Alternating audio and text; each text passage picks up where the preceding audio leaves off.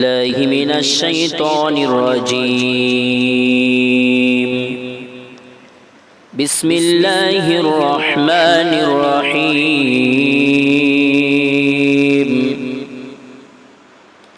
الله لا إله إلا هو الحي القيوم لا تأخذه سنة ولا نوم له ما في السماوات وما في الأرض من ذا الذي يشفع عنده إلا بإذنه يعلم ما بين أيديهم وما خلفهم ولا يحيطون بشيء من علمه إلا بما شاء وسع كرسيه السماوات والأرض ولا يؤوده حفظهما وهو العلي العظيم. بسم الله الرحمن الرحيم. الله لا إله إلا هو الحي القيوم لا تأخذه سنة ولا نوم له ما في السماوات وما في الأرض من ذا الذي يشفع عنده إلا بإذنه يعلم ما بين أيديهم وما خلفهم ولا يحيطون بشيء من علمه إلا بما شاء وسع كرسيه السماوات والأرض ولا يؤوده حفظهما وهو العلي العظيم. بسم الله الرحمن الرحيم. الله لا إله إلا هو الحي القيوم لا تأخذه سنة ولا نوم له ما في السماوات وما في الأرض من ذا الذي يشفع عنده إلا بإذنه يعلم ما بين أيديهم وما خلفهم ولا يحيطون بشيء من علمه إلا بما شاء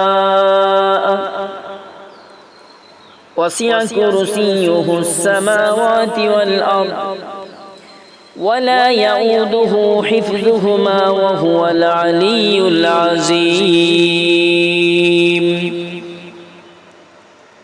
بسم الله الرحمن الرحيم. الله لا إله إلا هو الحي القيوم لا تأخذه سنة ولا نوم له ما في السماوات وما في الأرض من ذا الذي يشفع عنده إلا بإذنه يعلم ما بين أيديهم وما خلفهم ولا يحيطون بشيء من علمه إلا بما شاء وسع كرسيه السماوات والأرض ولا يؤوده حفظهما وهو العلي العظيم. بسم الله الرحمن الرحيم. الله لا إله إلا هو الحي القيوم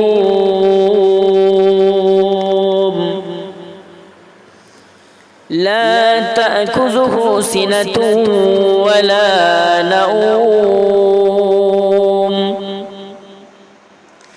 له ما في السماوات وما في الأرض من ذا الذي يشفع عنده إلا بإذنه يعلم ما بين أيديهم وما خلفهم ولا يحيطون بشيء من علمه إلا بما شاء وسع كرسيه السماوات والأرض ولا يؤوده حفظهما وهو العلي العظيم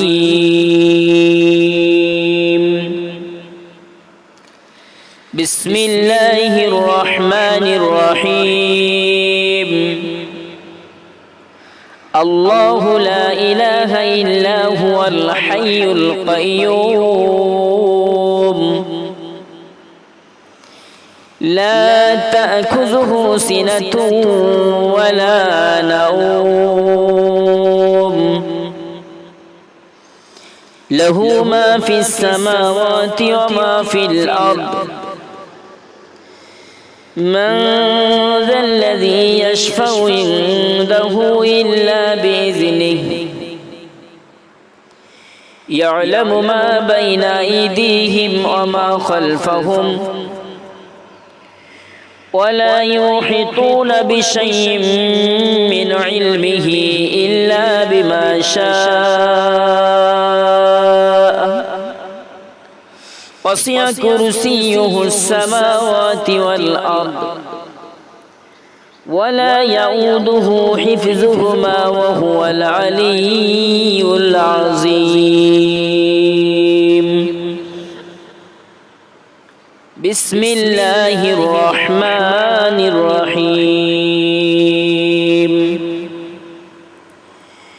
الله لا إله إلا هو الحي القيوم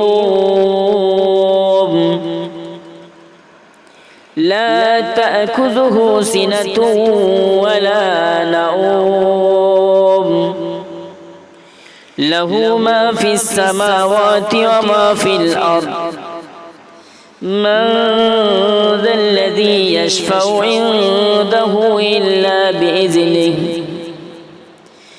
يعلم ما بين أيديهم وما خلفهم ولا يحيطون بشيء من علمه إلا بما شاء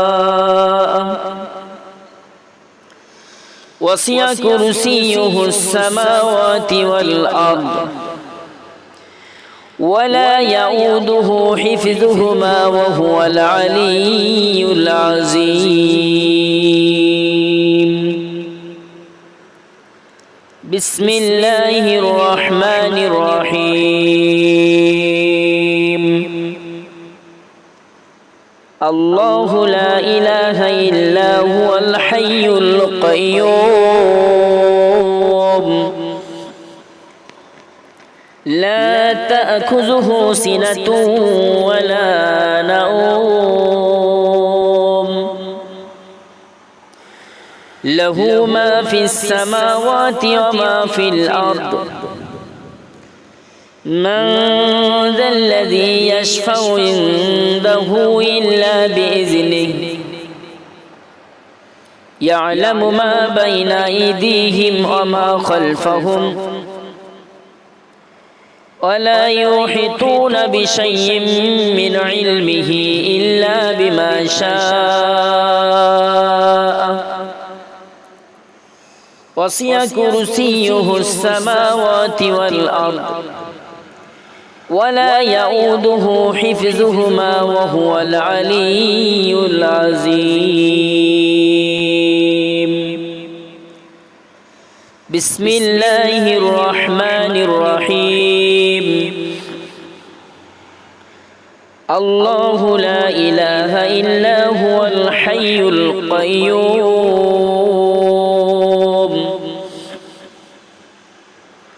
لا تأخذه سنة ولا نوم له ما في السماوات وما في الأرض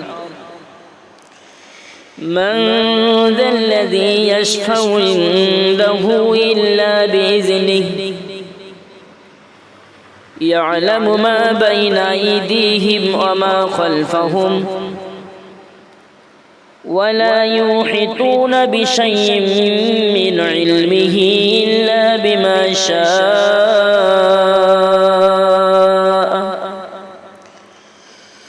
وسع كرسيه السماوات والأرض ولا يؤوده حفظهما وهو العلي العظيم لا إكراه في الدين قد تبين الرشد من الغي فمن يكفر بالطاغوت ويؤمن بالله فقد استمسك بالعروة الوثقى لا انفصام لها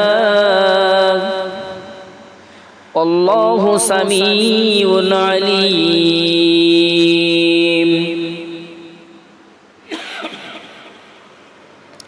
الله ولي الذين آمنوا يخرجهم من الظلمات إلى النور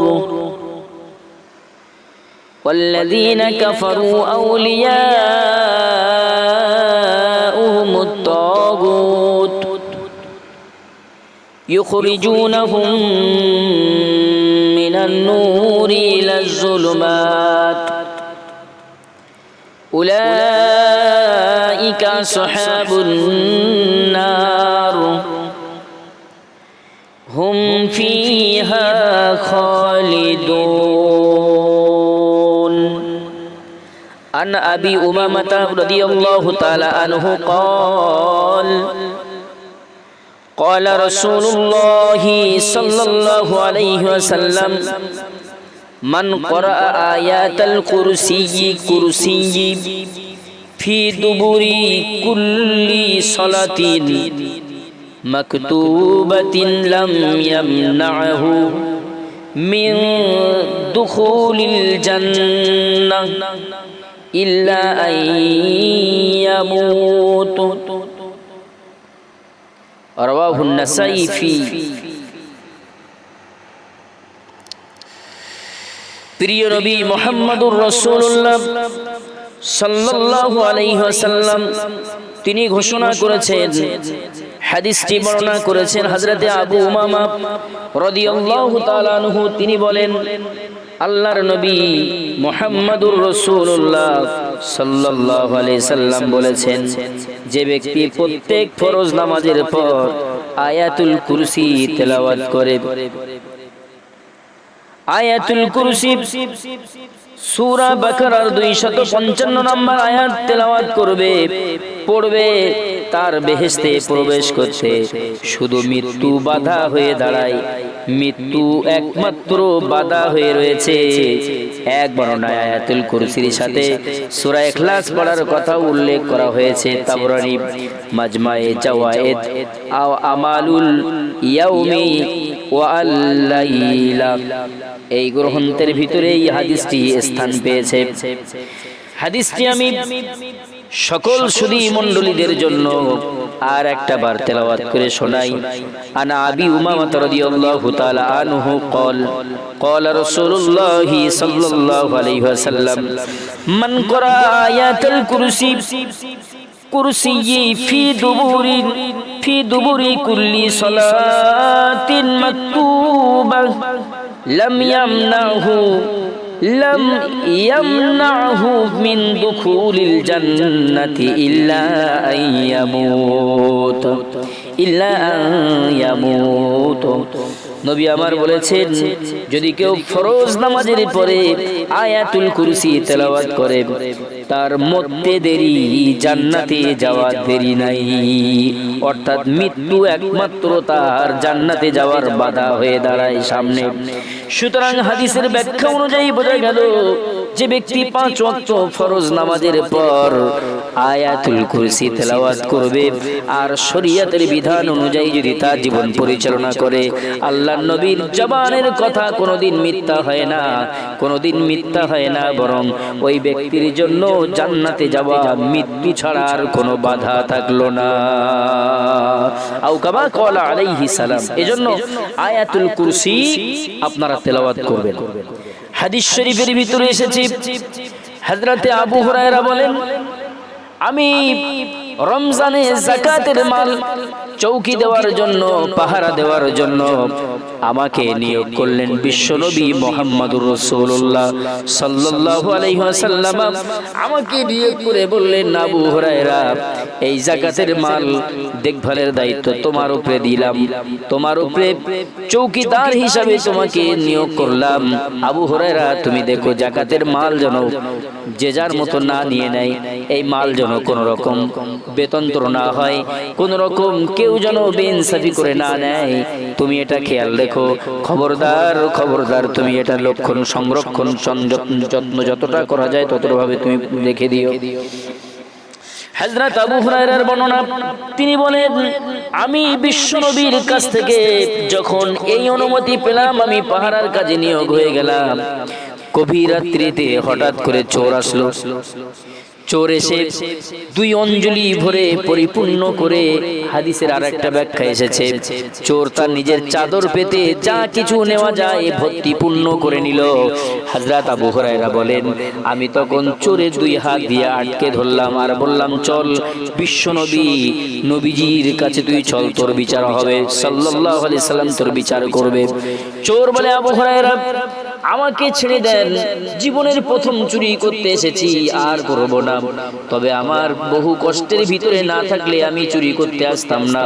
আমার বাড়িতে অনেক ফ্যামিলি আছে, আমার বাড়িতে অনেক মানুষ আছে, তাদের রুজি রুটি, তাদের জন্য আমি চুরি করতে এসেছি। আবু হুরায়রা, আমাকে ছেড়ে দাও।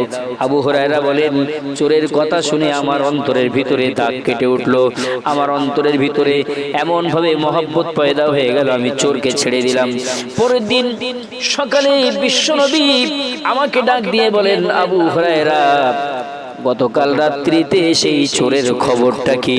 হযরত আবু হুরায়রা বলেন, ইয়া রাসূলুল্লাহ, ইয়া হাবিবাল্লাহ, হুজুর, চোরকে ধরেছিলাম ঠিকই, কিন্তু চোরের অভিযোগ শুনে আমার দয়া হলো, রহম হলো, আমি তাকে ছেড়ে দিলাম, সে চলে গেছে। নবী বলেন, আবু হুরায়রা, চোর তোমার সঙ্গে যা বলেছে, ছলনা করেছে, সে হলো পৃথিবীর ভিতরে শ্রেষ্ঠ মিথ্যুক, সুতরাং তোমার সঙ্গে যা বলেছে সে মিথ্যা বলেছে। আবু হুরায়রা, আজকে রাত্রিতেও ওই চোর আসবে। হযরত আবু হুরায়রা বলেন, সোনার নবী বলেছেন মানে 100%, 100% সিউরিটি হয়ে গেল, চোর অবশ্যই আসবে। আমি পররাত্রিতে আবার যখন পাহারায় নিয়োগ ছিলাম, চোর এসে আবার একই কায়দায় চুরি করতে শুরু করলো। আমি চোরকে ধরে ফেললাম। চোরকে ধরে ফেলার কারণে চোর আবার অভিযোগ দিতে লাগলো। হযরত আবু হুরায়রা বলেন, বেটা, গতকালকে তোরে ছেড়েছি, আজকে আর ছাড়বো না, চল বিশ্বনবীর দরবারে। চোর অভিযোগ দিয়ে বলতে লাগলো, আবু হুরায়রা, আমার বাড়িতে অনেক ফ্যামিলি মেম্বার আছে, আমি চুরি তো এমনি এমনি করতে আসি নাই, শুধুমাত্র এসেছি পেটের জন্য আর তাদের মুখে দুটো রুজি দেওয়ার জন্য এসেছি। হযরত আবু হুরায়রার কলিজায় অন্তরে দয়া হলো।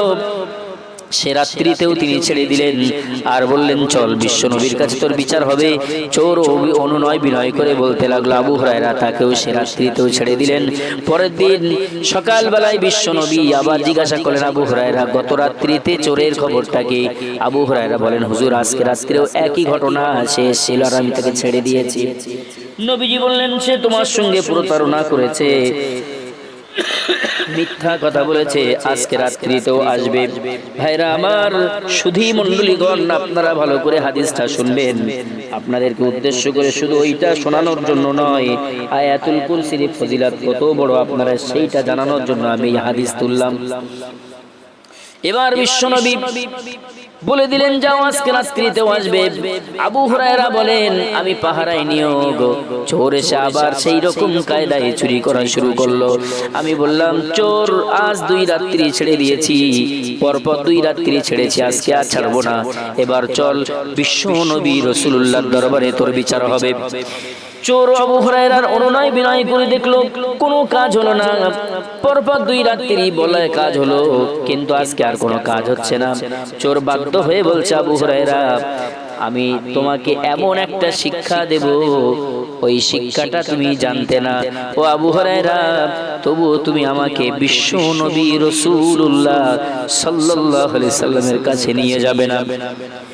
এই কথা শুনে হযরত আবু হুরায়রা তিনি বলেন একটু বিদ্যার জন্য তিনি মনে মনে চিন্তা ভাবনা করলেন। মুহাদ্দিসিনে কেরাম তার ব্যাখ্যায় লিখছেন আবু হুরায়রা চিন্তা ভাবনা করলেন যে আমি একটা হাদিসের জন্য একটু এলেম অন্বেষণের জন্য কত কষ্ট না জানি করি, সারাদিন না খেয়ে থাকি, সারাদিন ক্ষুধার্ত থাকি, বিশ্বনবীর চেহারা মোবারকের দিকে তাকিয়ে হাদিস সংরক্ষণের জন্য জ্ঞান অর্জনের জন্য আমি তো এই কাজগুলো করি। সুতরাং এই গভীর রাত্রিতে চোর যখন আমাকে একটি শিক্ষা দেয়, শিক্ষা দেবে বলছে, দেখি শিক্ষাটা যদি ভালো হয় সেটা তো নেওয়া যাবে। তা যাক আজকে রাত্রিতেও তারে মাফ করে দিলাম, আর বিশ্ব নবীর কাছে তাকে নিয়ে গেলাম না।